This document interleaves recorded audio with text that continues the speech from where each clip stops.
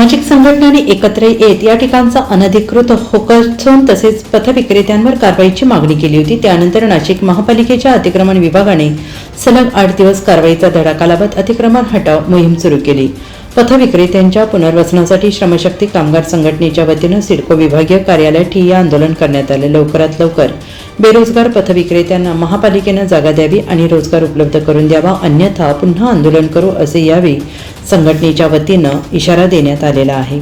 आणि no occur zone हे समिती पुढे प्रस्ताव येत नाही तोपर्यंत असा बोर्ड कुठेही लावता येत नाही। तसा समिती पुढे न आला, मीटिंगही झाली नाही तरी महानगरपालिकेने ते बोर्ड लावला, म्हणजे महानगरपालिकाच नियमाच्या बाहेर काम करते हे आम्ही त्यांच्या आज लक्षात आणून दिलं। आणि सर्वप्रथम त्यांना सांगितलं तो तिथं नो ऑकर झोनचा बोर्ड आहे तो त्वरित काढा।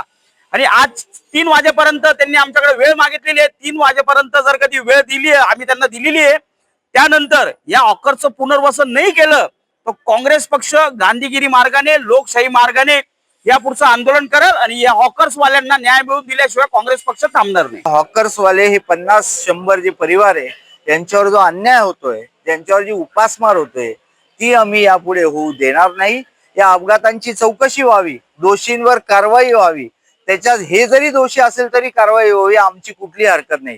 पण अनाधिकृतपणे नो फेरीवाला झोन असे महानगरपालिकेचे कुठल्याही समितीचे ठराव नसताना असे बोर्ड लावायचे आणि या गोरगरीब हॉकर्सवाल्यांना त्रास द्यायचा, हे प्रशासनाचं गेल्या 1 महिन्यापासून जे षडयंत्र आहे ते आज आम्ही हाणून पाडणार आहोत। या गोरगरीब हॉकर्स बरोबर पूर्ण काँग्रेस पक्ष, पूर्ण महाराष्ट्र प्रदेश हॉकर सेल, सिडको विभागीय, आमचे ब्लॉक काँग्रेस सर्व आम्ही या हॉकर्सवाल्यांबरोबर आहेत। या ठिय्या आंदोलन दरम्यान काँग्रेसचे पदाधिकारी आकाश छाजेड, श्रमशक्ती संघटनेचे अध्यक्ष वसंत ठाकूर, लक्ष्मण जयभावे, विजय पाटील, अण्णा पाटील, गौरव सोनार, अशोक लहांगे, सुरेश जाधव, सुभाष पाटील, सुनील राजपूत, इम्रान अन्सारी, मुन्ना ठाकूर, विठ्ठल गायकवाड आदी संघटनेचे पदाधिकारी उपस्थित होते।